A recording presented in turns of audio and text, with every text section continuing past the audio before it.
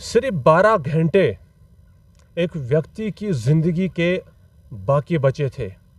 हम में से ऐसा कौन है जिसको पता हो कि बस वो कुछ घंटों का मालिक है और उसके बाद उसे इस दुनिया से रुखसत किया जाएगा। शायद किसी भी व्यक्ति को ये मालूम नहीं होता है सिवाय उसको जिसको फांसी की सज़ा दी गई हो किसी भी मुल्क के कानून द्वारा। एक ऐसा ही किस्सा होने वाला था केरला की उस नर्स को के साथ जिसको यमन में अब फांसी दी जानी थी और उसकी फांसी को सिर्फ 12 घंटे बाकी थे। वो जानती थी कि 12 घंटे के बाद अब उसे उस दुनिया से भेजा जाएगा और वहाँ की हुकूमत उसे अब एक ख़ास तरीके से मार देगी और उसकी ज़िंदगी का वहीं पर एंड करेगी, ख़ात्मा करेगी। इससे पहले कि वो 12 घंटे पूरा होते, एक रिलीजियस क्लरिक ने वो काम कर दिखाया जो आज से पहले शायद ही कि कुछ 2 मुल्कों के क्लरिक्स ने कर दिखाया हो। मैं बात कर रहा हूँ निमिषा प्रिया की। ये एक केरला बेस्ड नर्स थी जो यमन में काम करती थी और उसके पास एक एम्प्लॉयर हुआ करता था जिसका नाम तलाल अब्दुल महदी था, जो उसका एम्प्लॉयर था। और निमिषा प्रिया ने उसका वहाँ पर मर्डर किया था, यानी उसका कत्ल किया था। उस पर ट्रायल चला, उसे गिरफ्तार किया गया और उसके बाद निमिषा प्रिया को वहाँ के कानून के मुताबिक सजाए मौत सुनाई गई थी, जो 12 घंटे के बाद अब जो है वो पूरा होने वाली थी और निमिषा प्रिया को जो है वो अब वहाँ के कानून के मुताबिक फांसी दी जाती। लेकिन उससे पहले भारत के क्लर्क शेख अबू बकर अहमद ने इंटरवीन किया। वो वहाँ के क्लर्क जिनका नाम शेख उमर बिन हाफिज़ है, उनके साथ जो है वो कांटेक्ट में आए, उनके साथ कुछ बातचीत की और इस फांसी को उन्होंने रोक दिया। ये हिस्ट्री में पहली बार हुआ है जब 2 ऐसे मुल्क जिनका धर्म टोटली अलग हो, जो कल्चरली भी एक दूसरे से बिल्कुल जुदा हो, उन दोनों मुल्कों के क्लरिक्स ने, रिलीजियस क्लरिक्स ने बातचीत की हो और उस बातचीत के नतीजे में एक नर्स को फांसी से बचाया हो। फ़िलहाल की बात करें तो पूरी देश की मीडिया इस खबर को लेकर के जो है वो इस वक्त सरगर्म है और ये खबर चारों तरफ से फैल रही है। वहीं शेख अबू बकर कौन है, कैसे उन्होंने ये काम किया, वो ये आज से पहले क्या काम करते रहे, वो ग्रैंड मुफ्ती के ओहदे पर भी भारत में फाइज है, उनका ज़िंदगी क्या थी, उन्होंने कैसे यहाँ तक खुद को पहुँचाया, क्या स्ट्रगल रही उनको, उनकी आज तक वो क्या कर रहे हैं, अभी क्या कर रहे हैं और उन्होंने ये कामयाबी कैसे हासिल की, ये सारी डिटेल आज हम यहाँ पर पूछेंगे। हमारे साथ जुल्फ़कार अली राहत है, चेयरमैन एंड फाउंडर है राहत वर्ल्ड पीस फाउंडेशन के। सरगर्म रहते हैं हर एक जगह पर, लोगों के काम हो, सोशल कार्य हो या कुछ और हो। जुल्फ़कार अली राहत जो है वो हमेशा सरफ़हरिस्त रहते हैं और सामने रहते हैं। और आज हम इन्हीं से पूछते हैं कि शेख अबू बकर कौन है, उन्होंने ये काम किस तरह से किया हुआ, क्योंकि शेख अबू बकर को ये बहुत अच्छी तरह से जानते हैं और शेख अबू बकर के साथ मिलकर इन्होंने कई काम भी किए। मैं सही कह रहा हूँ? जी। तो जुल्फ़कार साहब आपकी तरफ आते हैं। मैंने कुछ डिटेल बताई, शायद सही हो, कहीं पर थोड़ी भी गलत हो, लेकिन हमारे व्यूवर्स है, अब आपसे हम सारी डिटेल जो है वो जानने की कोशिश करेंगे। रिलीजियस क्लरिक्स द्वारा इस किस्म की कामयाबी तो कभी हासिल नहीं की जा सकती है। अब जाहिर सी बात है, एक प्रूवन मर्डर था कि उसने ये मर्डर किया है, कोई झूठा इल्ज़ाम भी नहीं था कि दुश्मन देश की है तो चलो पकड़ के उसको मार देते हैं, यूँ ही फंसा लेते हैं, जैसे भारत और पाकिस्तान के बीच होता रहता है। लेकिन कानूनी तौर पर जिसको फांसी होनी थी, 12 घंटे रह चुके थे, घड़ी अब जो है वो घूम रही थी और वो 12 घंटे के बाद इस दुनिया से रुखसत कर दी जाती, शायद उसके बाद यहाँ उसको जो है वो भेजा जाता। ये काम कैसे किया शेख अबू बकर ने, किस तरह से जो है वो ये काम करने में कामयाब है, पहले ये डिटेल जो है वो हमें बताए थोड़ा सा, फिर हम उनकी ज़िंदगी के बारे में पूछेंगे। जी, ग्लोबल ट्रस्ट का मैं बहुत मशकूर हूँ। वक्तन फ़वक्तन मुझे ये लेते रहते हैं। नासिर भाई इसके मैं ये कहूँगा फाउंडर भी हैं और बहुत अच्छी तरीके से इसको चला रहे हैं। आपका बहुत बहुत शुक्रिया नासिर भाई। तो सबसे बड़ी ये बात है कि शेख अबू बकर का मुख्तसर छोटा सा मैं तारुफ करवाता हूँ। शेख अबू बकर एक कांदेपुर में एक जगह में गया हूँ, मैं रहता था वहाँ, उनके जब मैं पढ़ता था मैं जाता था उनके घर। अच्छा, आपने वहीं से पढ़ा? हाँ, मैंने वहीं पढ़ा हूँ ना।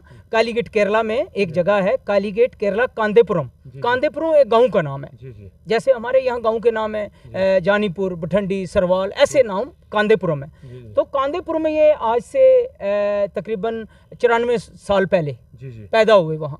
बाद में इनकी तालीम जो है बाक़ियातुस्सालिहात वल्योर ये तमिलनाडु में हुई, बहुत बड़ी एक इस्लामी यूनिवर्सिटी है, उसमें हुई, जामिया सालेहात बाकिया वेल्लोर। तो वहाँ तालीम के बाद ये वापस आए कैलीकट केरला में। तो अपने घर के पास चंद नारियल के दरख्त थे, उनके नीचे इन्होंने मकतब खोला और 1978 में जामिया मरकज़ सकाफ़त इस्लामिया, जो इस वक्त जामिया कहता है, जिसको मरकज़ कहते हैं, कैरनदूर में है, वहाँ पे इन्होंने एक अदारा कायम किया। तकरीबन पहले सिल्वर जुबली हुई, अब गोल्डन जुबली जो है होने जा रही है, और बहुत अच्छा इन्होंने काम किया। मैं वहाँ पढ़ा हूँ तकरीबन 4 साल। तो शेख अबू बकर ने पूरा मुझ पे खर्चा किया और मेरी अच्छी तालीम हुई। अगर मैं वहाँ ना जाता हो तो मेरी तालीम शायद ना हो सकती, मैं पीछे रह जाता।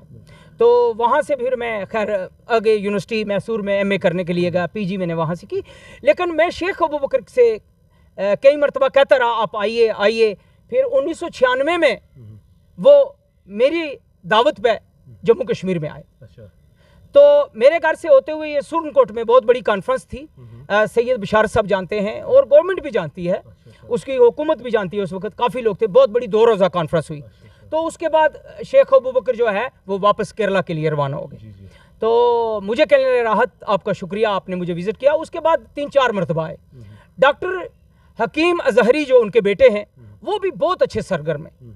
मैं इससे पहले कि वो मुझे बात भूल ना जाए, मैं ये कहूँ कि मैंने कहा था कि honourable prime minister of India को नोबेल पीस प्राइज़ मिले, शुक्र हम करते हैं, मालिक से दुआ करते हैं कि उनको मिले। तो लेकिन अगर कुछ ऐसा हो कि हम ये नाम जो है शेख अबू बकर साहब का पेश करते हैं, मैं अपने राहत यतीम education trust registered by government of Jammu and Kashmir और ग्लोबल ट्रस्ट की तरफ से हम रिक्वेस्ट करेंगे गवर्नमेंट से कि शेख अबू बकर साहब, जिनकी उम्र इस वक्त तकरीबन 100 के लगभग 95 साल है, उनको नोबेल पीस प्राइज़ दिया जाए। तो नोबेल पीस प्राइज़ के लिए उनको दिया जाए, फिर या फिर हमारा ट्रस्ट भी है, मैं कहता रहता हूँ हमारे ट्रस्ट को दी जाए, क्योंकि मैं भी पिछले 30 साल से काम करता हूँ। आपने जिस यूनिवर्सिटी का नाम लिया, जहाँ से आपने भी तालीम लिया और उन्होंने भी तालीम ली, वहाँ पर तालीम मुफ्त प्रोवाइड की जाती है या फिर वो भी जैसे प्राइवेट इंस्टीट्यूशंस पढ़ाते हैं वैसे ही पढ़ाते हैं? ठीक, बहुत अच्छा क्वेश्चन। उसमें कुछ जो बच्चे होते हैं, जिनके वालिद साहब जो हैं गल्फ़ में रहते हैं, दुबई, मस्कत, बहरीन, कतर, अमेरिका वगैरह, तो उनसे पैसे लिए जाते हैं। अब मैं जम्मू कश्मीर से था और अभी भी जम्मू कश्मीर के तकरीबन 70 बच्चे वहाँ पढ़ रहे हैं। मेरे दौर में 10-12 थे, करते करते एक वक्त आया 1000 बच्चा जम्मू कश्मीर का वहाँ पढ़ता था। गवर्नमेंट ने यहाँ से भेजे थे। फिर करते करते अभी 70-80 बच्चा हर वक्त रहता है वहाँ, कश्मीरी होम है, तो वहाँ बच्चे पढ़ते हैं। तो बहुत अच्छा निज़ाम है, खाने का इंतज़ाम है, उनके कपड़े का इंतज़ाम है, फ्री ऑफ कॉस्ट। जो बच्चे BPL होते हैं या जो बच्चे जम्मू कश्मीर से जाते हैं या जो बच्चे लायक थे, उनको तो उस कैटेगरी में रख के वो हम पढ़ाते थे। तो मुझे वो शेख अबू बकर साहब ने अच्छा समझा कि ये अच्छी उर्दू बोलते हैं और पढ़ा लिखा बच्चा है, तो मुझे उन्होंने एडमिशन ले ली। तो इसमें काफ़ी लोगों ने, शाहुल हमीद शांतिपुरम, उन्होंने मेरा साथ दिया। डॉक्टर अब्दुल हकीम साहब जो उनके बेटे हैं, उन्होंने मेरी बड़ी हेल्प की, मैं उनका भी बहुत मशकूर हूँ। और ख़ास करके हम अपने मुद्दे पे जाते हैं, जब केरला की नर्स को फांसी देने का वक्त आया। मैं बाद में आता हूँ, आपने वहाँ किस क्लास तक तालीम हासिल की? हाँ, ये बहुत अच्छी बात आपने कही। तो मैं यानी कि मैंने PG वहाँ किया, तो साथ में इस्लामिक स्टडी और साथ में कंप्यूटर सॉफ्टवेयर में वहाँ पढ़ता रहा। इंजीनियरिंग कॉलेज है वहाँ। तो मैं ये चाहता था कि मेरी अच्छी तालीम हो जाए। मैंने उनसे रिक्वेस्ट किया कि आप मुझे रहने दीजिए, तो उन्होंने 1 साल के लिए फिर एक्सटेंशन किया, फिर मुझे मौका दिया, तो 4 साल में रहा। यहाँ तक कि उन्होंने मेरे लिए बहुत कुछ सोचा, एक अलग हॉस्टल का कमरा दिया ताकि ये जम्मू कश्मीर से है, इसको सर्दी और गर्मी ना लगे। वहाँ एक आदमी एक मुतय्यन किया जो मेरे खाने का इंतज़ाम करता था, मेरे बिस्तर वगैरह, ये वो सारा कुछ। मैं बहुत मशकूर हूँ। मेरी तालीम वहाँ ये समझें कि PG भी वहाँ हुई और मैं वहाँ ये जो इस्लामी तालीम थी वो भी मेरी वहाँ हुई। लेकिन ये कहने से मतलब मैं ये कहूँगा कि अरबिक मुझे वहाँ आई, मलयालम वहाँ आई, तमिल वहाँ आई, इंग्लिश वहाँ आई, तो मैं सारा सेरा जो दूंगा मरकज़ सकाफ़िया जो यूनिवर्सिटी है उसको दूंगा। तो शेख अबू बकर अहमद जो है, उन्होंने उस यूनिवर्सिटी के बाद जो है वो क्या क्या भारत के अंदर जो है वो इक़दामात उठाए, क्या क्या कार्य किए उन्होंने, और क्या क्या जो फाउंडेशन है उन्होंने रखी हुई? जैसे आपने राहत फाउंडेशन रखी है, ये कब रखी है और उनकी जो शुरुआत है इस सफ़र की कब शुरू हुई? मैंने कहा था ना 1973 में 73 में उन्होंने इस अदारे 78 में बाकायदा वहाँ से स्टार्ट हो गए, यानी पीजी कोर्स। तो बहुत बड़ा था, 25,000 बच्चे वहाँ पढ़ते हैं, 25,000 बच्चे पढ़ते हैं। और मुख्तलिफ इंजीनियरिंग है, लॉ कॉलेज है, और MA उर्दू है, MA अरबिक है, MA इंग्लिश है। तो बोर्डिंग में भी बच्चे पढ़ते हैं, यानी डे बोर्डिंग से मतलब यानी LKG से लेकर MA PhD तक बच्चे पढ़ते हैं। और इस्लामियात में मुख्तलिफ किस्म के हॉस्टल हैं वहाँ। तो कोई ऑर्गेनाइजेशन चलती है, NGO वगैरह भी चलती है? हाँ, वही है ना, जिसका नाम मरकज़ सकाफ़तुल इस्लामिया है, और ये NGO है, और मरकज़ NGO बहुत बड़ी ऑर्गेनाइजेशन है। तकरीबन इसके अंडर में 8,000 छोटे छोटे मकतब हैं, छोटे छोटे मदरसे हैं, जिसमें पुंछ में भी है, राजौरी में है, बठंडी में है। ये मैं जम्मू कश्मीर की बात करता हूँ।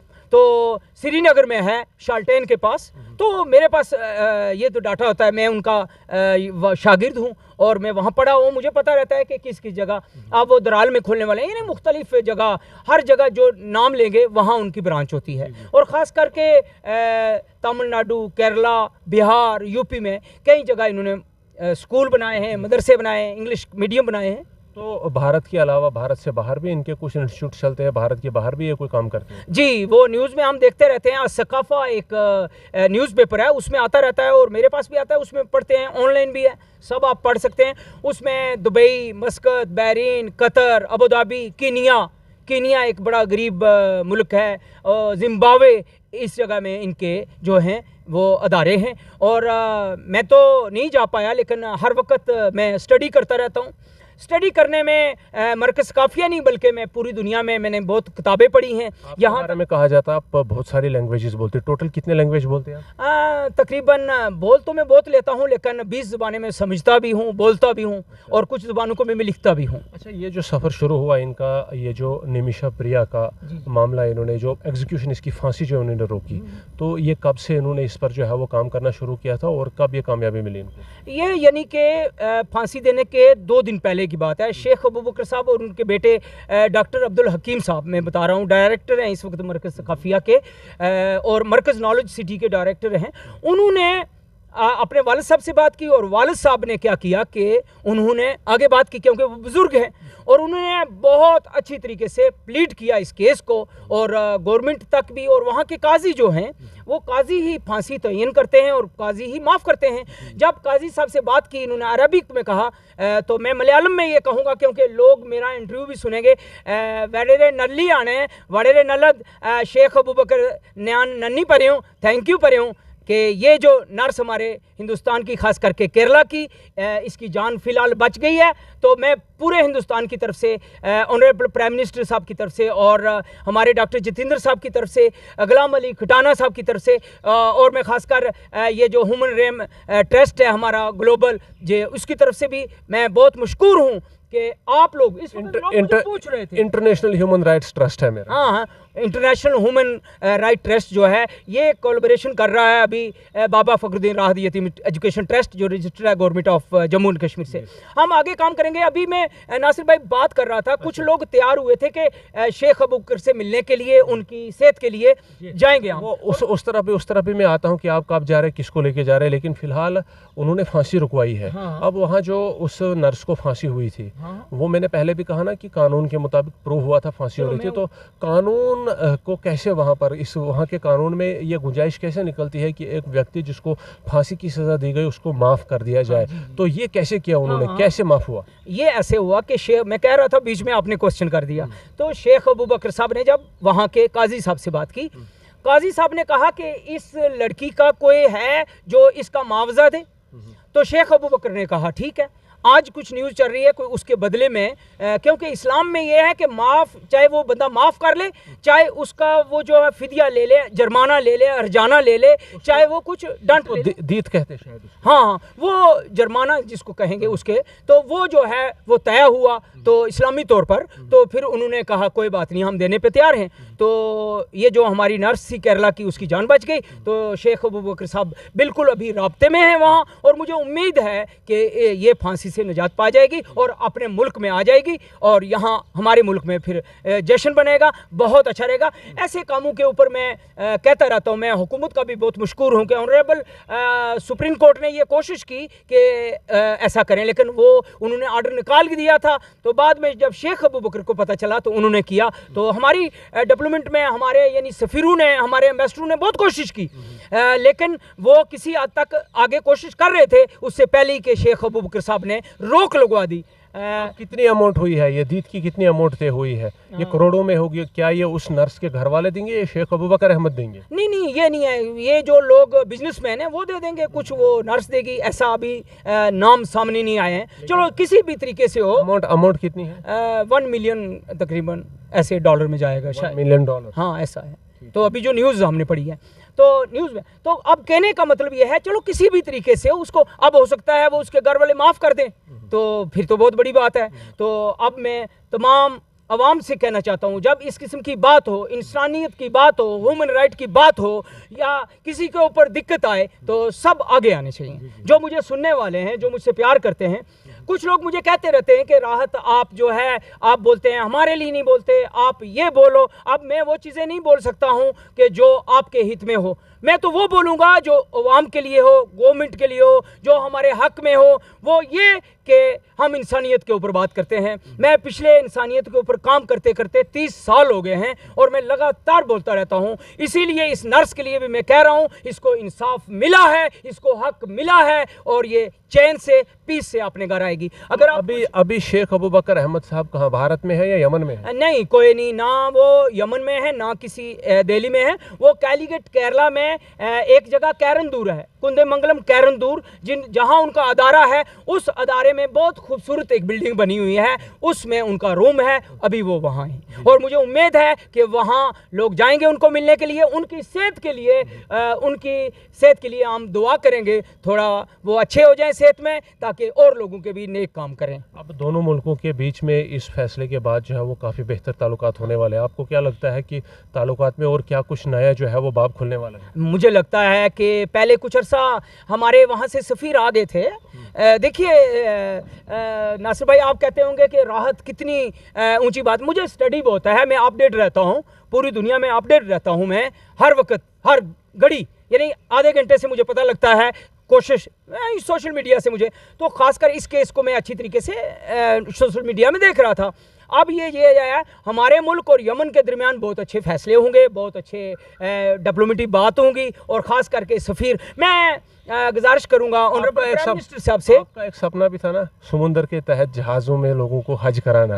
क्या आपको लगता है यमन की गवर्नमेंट भी उसमें अब जो है वो अबू बकर साहब से बात करेगी और इस सपने को पूरा करेगी? ये मेरा सपना है। वैसे मैंने ऑनरेबल प्राइम मिनिस्टर से और पूरे मुल्क के जनाब होम मिनिस्टर ऑफ इंडिया से एक अपील की थी कि लोगों को समुंदर के ज़रिए थोड़ा सस्ता जहाज़ जो है प्रोवाइड किया जाए, समुंदर के ज़रिए लोग जो है हज करने के लिए जाएँ। उसके लिए हम कोशिश में हैं लगातार। मैं वो बयान फिर दोबारा दोहराना चाहता हूँ कि अगर ऐसा होगा तो जो अमीर लोग हैं, शेख अबू बकर साहब से मैं गुजारिश करूँगा कि जो साजिदा लुलू हैं और बड़े बड़े लोग हैं, उनसे कुछ पैसा जमा करा के हज कमेटी को देंगे और यहाँ से फिर हम बहरी जहाज से जाएंगे। ये मेरा नासिर जी आपसे प्रॉमिस रहा आपको। और हम जो है पहली जो वो फ्लैट, इसको नहीं कहेंगे, जो जहाज़ जाएगा शिप वाला, उसके ज़रिए हम आज पे जाएंगे। मुझे पूरी उम्मीद है कि गवर्नमेंट वो भी करेगी। आप इसमें हंसिए मत, आप मुस्कुराते हैं कि पता नहीं ये बात होगी, नहीं हो जाएगी, पहले होता था, ठीक है। हम दुआ करते हैं कि ऐसा हो जाए और ये गरीबों के हित में सबसे पहला बेहतर फैसला होगा। पुराने दौर की तरफ वापस जाएंगे और सबसे आसान और सेफ, आसान और बिल्कुल। राहत जी, जम्मू कश्मीर की अगर हम बात करें तो जम्मू कश्मीर में आपने कहा ना कि अबू बकर साहब का बहुत कुछ जो है वो यहाँ पर अदारे बहुत चल रहे हैं, तो क्या यहाँ से अभी जो है वो अबू बकर साहब से मिलने के लिए आपका कोई डेलीगेशन जा रहा है? अब ये है कि उनकी सेहत को देखने के लिए मैं तकरीबन हर साल जाता हूँ। मैं जाता रहता हूँ। पिछले मरतबा रमज़ान में मैं गया था तो मैंने वहाँ उनकी खैरियत पूछी। तो अब मुझे उम्मीद है कि अब लोगों को बहुत शौक़ आया है, पूरा हिंदुस्तान तड़प रहा है कि शेख अबू बकर को मिले। तो मैं ये कहूँगा कि जो लोग जाना चाहते हैं तो ऑनरेबल प्राइम मिनिस्टर जो है 1-2 बोगियाँ जो हैं यहाँ जम्मू से रिज़र्व करवाएं, ताकि वो लोग शेख अबू बकर को मिलने के लिए कालीगेट में जाएं। ऐसा हो सकता है, रेलवे मिनिस्टर से मेरी गुजारिश है कि जब चलो किराया भी हम देंगे तो उसमें कोई आदमी स्पॉन्सर करेगा। कुछ लोग ऐसे हैं जो मोहब्बत में जाएंगे, तो ऐसे हम जाने के लिए कोशिश कर रहे हैं, हम लोगों से बात कर रहे हैं ताकि शेख अबू बकर की सेहत के लिए उनको मुबारकबाद देने के लिए हम जाएंगे। अच्छा, यमन से आपका डेलीगेशन शायद हो सकता है भारत के लिए आए, हो सकता है यमन से कुछ लोग भारत आए। ये नहीं मैं कुछ कह सकता हूँ, वो उनके मसले हैं, लेकिन यहाँ से जम्मू कश्मीर से अगर जाएंगे तो मैं उनका पूरा सपोर्ट करूंगा, मैं उनके साथ जाऊंगा, ताकि मैं जानने वाला हूं। ये 1991, 92, 93, 94, 95 की बात है जब मैं वहां था, तो इसका मतलब है काफ़ी साल हो गए हैं मैं लगातार उसके साथ जुड़ा हुआ हूँ। नासिर भाई, आज आपने बड़े दिल खोल के मुझसे पूछा, और मेरे सुनने वाले जो हैं, मैं आपसे बहुत प्यार करता हूँ, बहुत प्यार करता हूँ। कभी कभी जब आए तो मैं ये चाहता हूँ कि आपको, आपके चाहने वालों को और हमारे ट्रस्ट को और ख़ास करके शेख अबू बकर को और उनके नाम लिए बगैर मैं नहीं छोड़ूंगा। प्राइम मिनिस्टर ऑफ इंडिया को नोबेल पीस प्राइज़ मिले तो मेरा पूरा साथ रहेगा। आपका बहुत बहुत शुक्रिया, बहुत बहुत शुक्रिया। Thank you, thank you, thank you very much. तो जुल्फ़िकार राहत साहब हमारे साथ बात कर रहे थे।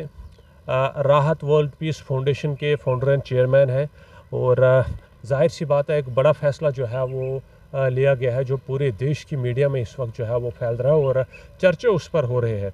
नमीशा प्रिया जो यमन में नर्स काम करती थी, उसने अपने एक एम्प्लॉयर जिसका नाम तलाल अब्दुल महदी था, उसका मर्डर किया था, और वहाँ पर उसका ट्रायल चला था और उसको फांसी की सज़ा हुई थी।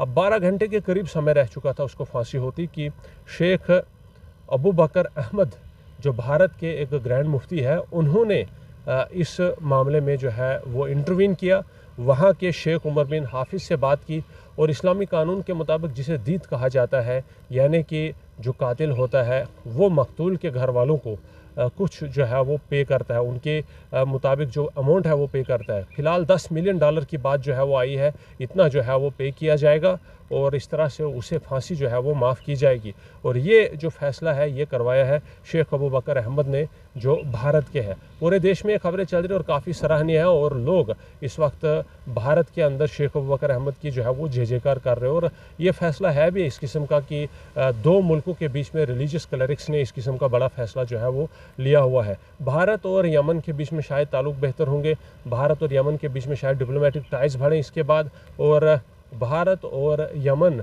जो है वो शायद एक दूसरे के लिए बिज़नेस के लिए बेहतर दरवाजे भी खोल सकते हैं। ये छोटे मोटे इक़दाम होते हैं जो रिश्तों को बेहतर करते हैं, और एक बड़ा कदम जो है वो आज लिया गया है। और अब शायद केरला में जश्न होगा जब भारत की ये केरला बेस्ड नर्स नमीशा प्रिया अपने घर आएगी और ये ज़िंदा वापस आई। इससे पहले ये वहाँ से मारकर भेजी जाती। इसके ऊपर से एक बहुत बड़ी बला जो है वो टल गई है, और उसी सिलसिले में हम यहाँ पर आज छोटी सी बात कर रहे थे। इस रिपोर्ट में फ़िलहाल के लिए इतना ही। आपके क्या विचार है, क्या कुछ आप इस बारे में जो है वो हम तक साझा करना चाहते हैं, हम कमेंट सेक्शन में ज़रूर जानना चाहेंगे। अपने विचार कमेंट सेक्शन में रखिए, चैनल को फॉलो सब्सक्राइब करें, न्यूज़ को ज़्यादा से ज़्यादा शेयर करें। दीजिए मुझे इजाज़त, रखिए अपना ख्याल। जय हिंद।